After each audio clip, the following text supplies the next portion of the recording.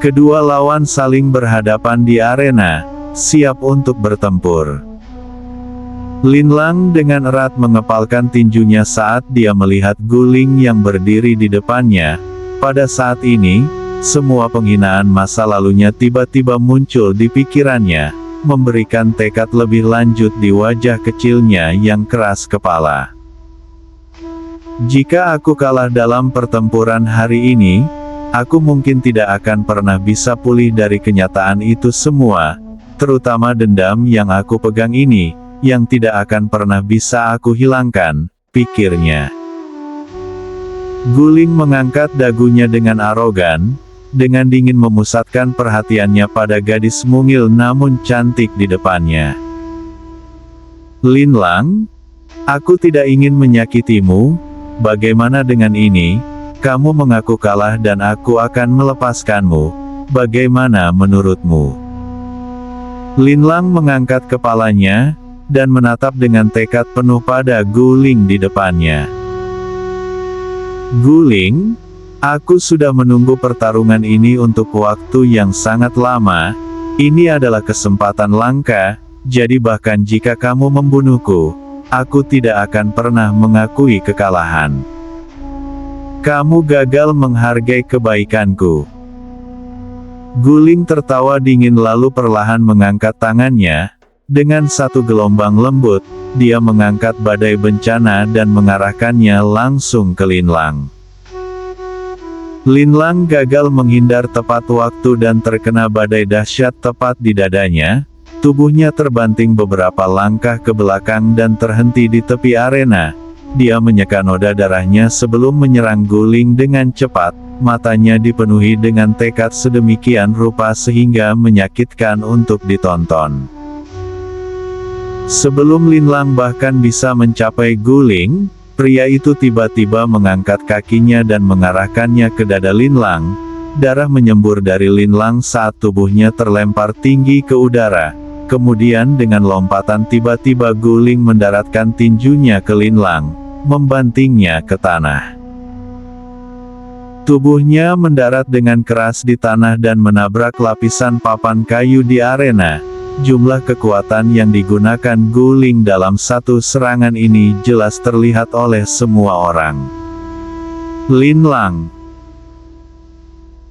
Murid-murid keluarga Dongfang mulai panik saat mereka berteriak dengan penuh perhatian. Bahkan Dongfang Changjin merasa hatinya dipenuhi dengan kekhawatiran. Lagi pula kontras dalam tingkat kekuatan antara kedua belah pihak terlalu besar, dia tidak tahu apakah membiarkan Linlang bertarung adalah keputusan yang tepat. Linlang terbatuk dan meludahkan seteguk darah segar, dia menyeka darah dari bibirnya dan terhuyung-huyung berdiri. Aku tidak boleh kalah. Aku menolak untuk kalah, bukan hanya demi menghilangkan bayang-bayang masa laluku, tapi juga karena aku menolak mengkhianati harapan orang-orang yang percaya padaku, dia berpikir sambil memperketat tekadnya. Guling menatap mengejek wanita yang goyah itu, dan berseru dengan ekspresi menghina di wajahnya.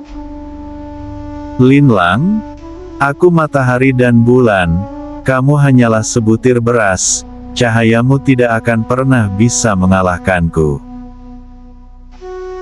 Segala sesuatu yang akan kamu derita hari ini disebabkan oleh perbuatanmu sendiri. Jika kamu menuruti keinginanku seperti gadis kecil yang baik, bukankah semuanya akan menjadi lebih baik? Kemudian dengan satu gelombang tangannya, dia mengangkat badai debu dan hampir menyebabkan tubuh Linlang yang terhuyung-huyung jatuh sekali lagi. Untungnya dia menghunus pedangnya dan memblokir serangannya tepat pada waktunya, menggali tumitnya ke posisinya. Namun menjadi sangat jelas bahwa Guling tidak berniat melepaskan Linlang dengan mudah. Serangannya mendarat seperti badai petir di Linlang, menyerangnya satu demi satu, tanpa ampun. Ini jelas merupakan kasus pelecehan sepihak. Banyak penonton harus berpaling karena mereka tidak dapat melanjutkan menonton pertarungan. Linlang mengangkat tangannya untuk melindungi kepalanya, dengan paksa menegangkan tubuh mungilnya untuk menahan serangan tanpa ampun saat darah mengalir tanpa henti dari mulutnya. Namun dia tidak pernah memohon belas kasihan sepanjang waktu, juga tidak membuat satu suara pun. Cukup Linlang, akui kekalahan sekarang, kamu bukan tandingannya. Ekspresi Dongfang Changjin sangat berubah saat dia berteriak panik. Mengakui kekalahan? Aku sudah menunggu terlalu lama untuk hari ini. Bagaimana aku bisa menyerah begitu saja? Linlang tersenyum pahit. Tidak, aku tidak bisa hidup dengan ini. Bahkan jika aku mati aku tidak akan mengakui kekalahan. Selain itu keluarga Dongfang telah naik kembali ke babak dengan susah payah. Jika aku menyerah, bukankah itu akan membuat mereka kecewa? Jika aku melakukan ini, bagaimana aku bisa menghadapi Nona Gu yang begitu percaya padaku? Dia pikir. Aku tidak akan mengakui kekalahan. Guling, aku akan mengalahkanmu hari ini. Linlang menyatakan dengan keras kepala saat dia mendorong mundur dengan paksa, menyebabkan Guling tersandung beberapa langkah ke belakang. Kamu melebih-lebihkan kemampuanmu. Guling tertawa dingin, mengangkat sudut bibirnya menjadi senyum menghina, kemudian tubuhnya muncul di belakang Linlang dalam sekejap. Sebelum Linlang bisa memahami apa yang sedang terjadi, dia mengangkatnya ke udara dan melemparkan tubuhnya ke bawah dengan ganas. Sebuah lubang besar muncul di papan kayu kokoh arena tempat Linlang mendarat dengan keras, mulutnya dipenuhi darah dan wajahnya sepucat spray. Linlang, bukankah kamu suka melarikan diri? Aku akan membuatnya sehingga bagian bawah tubuhmu tidak bisa lagi bergerak. Mari kita lihat bagaimana kamu akan melarikan diri sekarang. Guling perlahan berjalan menuju Linlang, lalu membungkuk untuk melihat gadis yang wajahnya sekarang benar-benar pucat. Dia mencibir. Kalau saja kamu patuh menjadi gadis budak kecil yang menghangatkan tempat tidurku, bukankah itu jauh lebih baik dari ini? Kali ini aku pasti akan membawamu kembali ke keluarga Gu. Jika kamu masih menolak, aku bisa menggunakan ibumu sebagai gantinya. Jangan menilai ibumu berdasarkan fakta bahwa dia sudah menjadi wanita parubaya. Dia masih agak menarik. Bawahanku telah meneteskan air liur padanya untuk waktu yang sangat lama. Aku yakin mereka akan senang untuk mencicipinya. Linlang menggertakkan gigi dan matanya meledak dengan api kemarahan. Ketika dipasangkan dengan wajahnya yang berlumuran darah, itu adalah pemandangan yang sangat menakutkan. Guling tertawa terbahak-bahak, dan berbicara dengan nada menghina. Perhatikan dan lihat apakah aku berani Linlang. Orang-orang sepertimu tidak punya hak untuk berteriak dan meneriaki bangsawan sepertiku. Hanya karena kamu berhasil menjilat keluarga Dongfang, apakah kamu pikir kamu bisa duduk di meja yang sama denganku? Pelayan adalah pelayan, kamu akan selalu menjadi pelayan. Tiba-tiba, aura kuat meletus dari reruntuhan. Setelah merasakan kekuatan ini, Guling menjadi syok. Sebuah terobosan. Mata Guling menjadi gelap. Linlang benar-benar memiliki terobosan pada saat seperti ini. Tapi jadi bagaimana jika dia punya terobosan? Aku adalah Raja Bela Diri tingkat tinggi.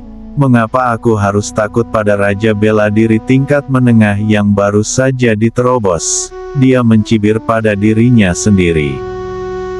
Guling, aku akan membunuhmu. Raungan keras dan marah terdengar. Hal berikutnya yang bisa dilihat semua orang adalah tubuh Linlang menyerang seperti sambaran petir ke arah Guling. Mata Linlang memerah. Dia menghunus pedangnya dan mengarahkannya ke Guling. Pedang ini bukanlah senjata spiritual yang diberikan Guru Woyun padanya, lagi pula dia tidak akan menggunakan senjata spiritual yang berharga itu, kecuali dia sama sekali tidak punya pilihan lain. Kamu mencari kematianmu sendiri. Guling berteriak, aura dari tubuhnya tumbuh menjadi kerusuhan, seolah-olah badai sedang dibangkitkan dari sekelilingnya. Kekuatan dari pedang Linlang berbenturan dengan badai di sekelilingnya, gelombang yang dipenuhi gejolak meletus dari ledakan, menyebabkan Linlang tersandung beberapa langkah ke belakang. Bagaimanapun jarak antara Raja Bela Diri tingkat tinggi dan Raja Bela Diri tingkat menengah bukanlah jarak yang kecil, namun Linlang tidak mundur, sebaliknya, dia menyerang ke depan sekali lagi ke arah Guling, menyerang dengan kekuatan penuh. Serangannya brutal, setiap pukulan lebih besar dari yang terakhir, dan dia menyerang lawannya seolah-olah nyawanya sendiri tidak penting. Linlang, apakah kamu sudah gila? Ekspresi Guling akhirnya berubah warna, dia tidak pernah berharap Linlang menyerang begitu liar, apa gunanya ini untuknya? Guling, aku ingin membunuhmu. Selama aku membunuhnya, aku tidak peduli jika aku menyakiti diriku sendiri, pikirnya. Merasakan keganasan yang muncul dalam niat membunuh Linlang, wajah Guling berubah menjadi sangat jelek. Wanita ini jelas mengabaikan hidupnya sendiri, dia pikir. Jika dia benar-benar berhasil membunuhku, aku khawatir dia akan melumpuhkan dirinya sendiri. Apakah itu benar-benar layak untuk semua ini? Guling bertanya-tanya. Tapi tanpa sepengetahuan Guling, di mata Linlang, semuanya berharga selama dia bisa membunuhnya. Bahkan banyak orang bingung atas apa yang terjadi, dan meletus menjadi diskusi yang serius. Serangan macam apa yang digunakan gadis keluarga Dongfang itu? Bagaimana mungkin Raja Bela Diri tingkat tinggi, Guling, bisa terjebak melawan arah angin? Tampaknya serangan itu tidak hanya akan melukai musuhnya, tetapi juga membahayakan dirinya sendiri. Apakah dia sudah gila, memanfaatkan pilihan terakhir ini demi kemenangan? Gelombang demi gelombang serangan kekerasan dilemparkan ke Guling, semakin Linlang menyerang, semakin pucat wajahnya tampak benar-benar kehabisan warna dan darah mulai mengalir dari hidungnya, hampir seolah-olah darahnya perlahan-lahan habis dari sistemnya. Gelombang pedangnya menembus pertahanan Guling dan menyebabkan dia segera tersandung ke belakang. Dahinya sekarang basah oleh keringat dingin dan wajahnya seputih sprei. Gadis ini menggunakan keterampilan bela diri yang pernah aku ajarkan. Jika Guling tidak membuatnya marah dengan kata-katanya, dia tidak akan pernah menggunakannya. Sekarang dia hanya memiliki satu tujuan, membunuh Guling. Karena itu, tidak masalah jika dia akhirnya melukai dirinya sendiri. Dongfang Changjin menghela nafas tak berdaya. Guling akhirnya panik, dan menggertakkan giginya saat dia menyatakan, Linlang, berhenti, tidak bisakah kamu tenang? Sekarang dia benar-benar menyesal menusuknya dengan kata-katanya, karena dia telah meremehkan musuhnya sejak awal. Dia bahkan tidak repot-repot membawa senjata roh cacat yang dia peroleh selama pameran perdagangan, sehingga sekarang dia sama sekali bukan tandingannya. Namun dia tidak pernah berpikir bahwa Linlang akan menggunakan serangan yang akan merusak dirinya sendiri, hanya untuk menjatuhkan lawannya. Guling, pergilah ke neraka. Serangan Linlang mendorong Guling mundur saat dia mengangkat pedangnya. Matanya yang haus darah dipenuhi dengan niat membunuh yang kental. Dia kemudian menebaskan pedangnya ke dada Guling dalam satu gerakan. Penonton menahan napas, Tidak ada yang membayangkan bahwa Linlang benar-benar akan membunuhnya. Ekspresi tetua dari keluarga Gu langsung jatuh dan mereka berteriak dengan marah. "Berhenti, hentikan ini sekarang."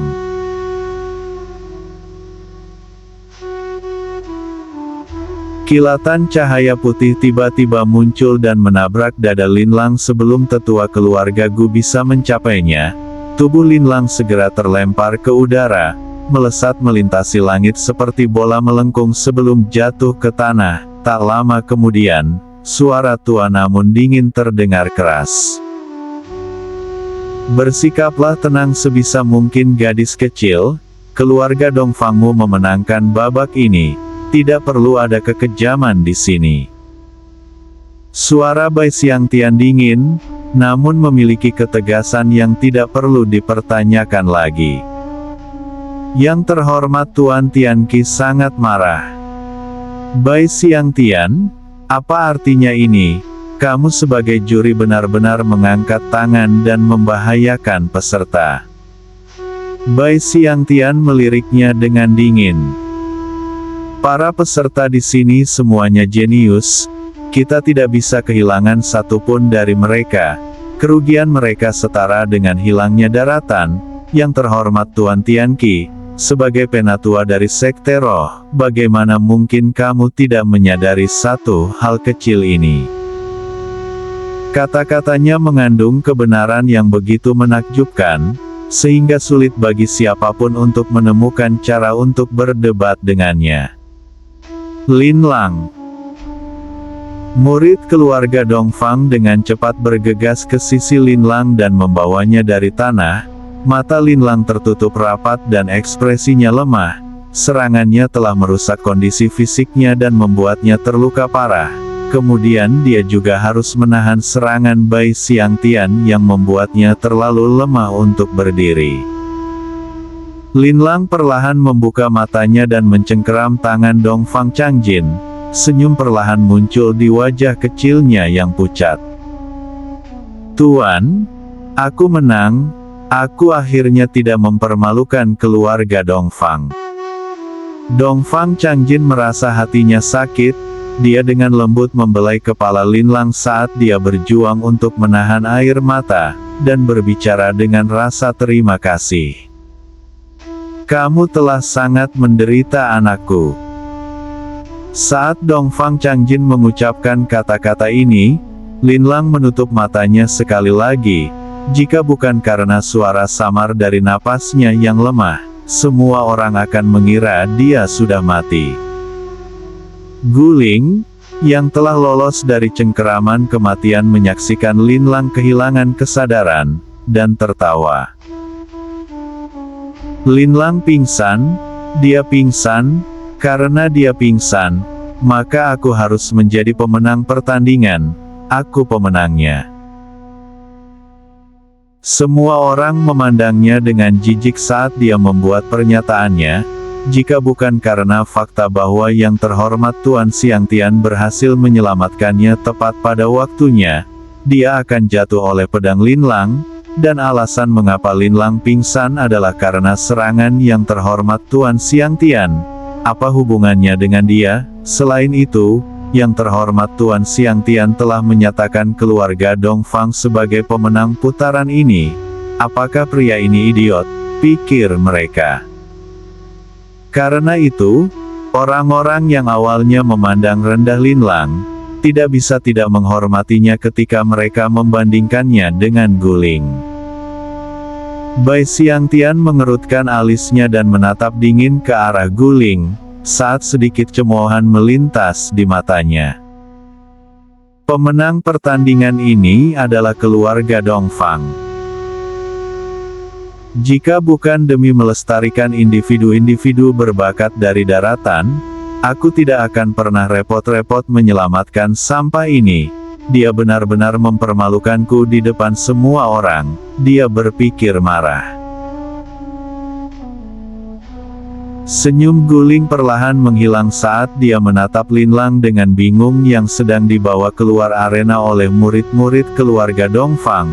warna wajahnya berubah dari hijau menjadi putih, lalu dari putih menjadi hijau. Aku sudah kalah? Aku kalah dari keluarga Dongfang? Tidak, ini tidak bisa diterima.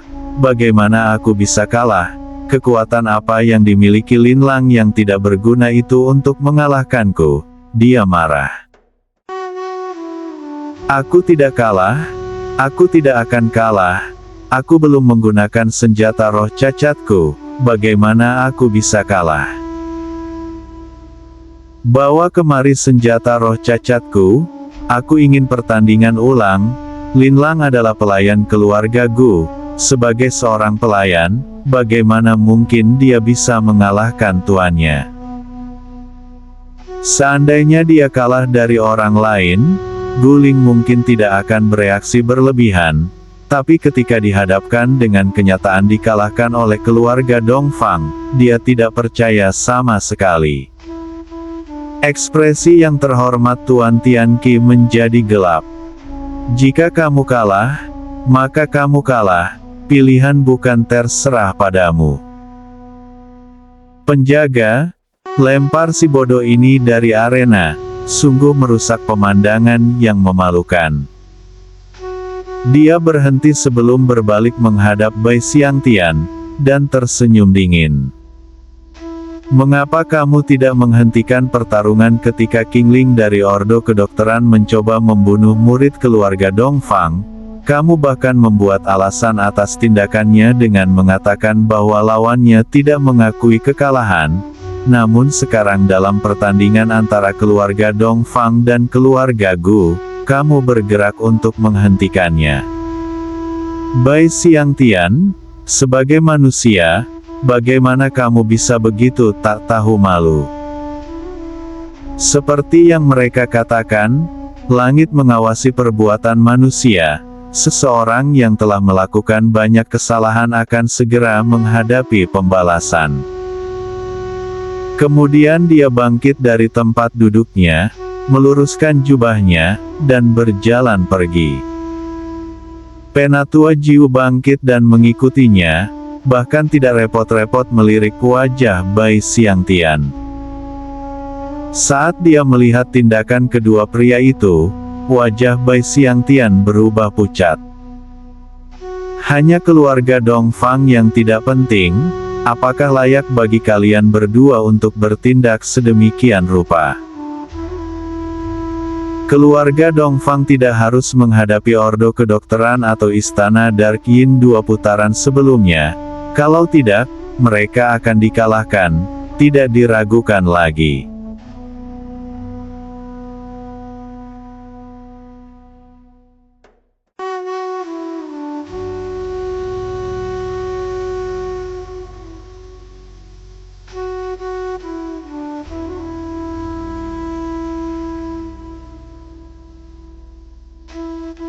Di Wisma, Guru Woyun baru saja muncul untuk menemukan Linlang dibawa kembali.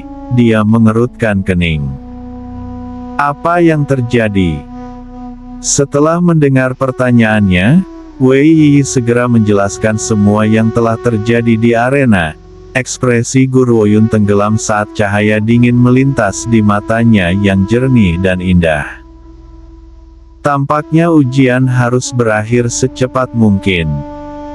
Wei Yi, aku awalnya berencana membiarkanmu mengurus Ordo Kedokteran, tapi sekarang sepertinya aku tidak punya pilihan selain muncul. Besok dalam ujian, semua orang akan mengetahui kekuatan sebenarnya dari keluarga Dongfang. Aku akan memastikannya.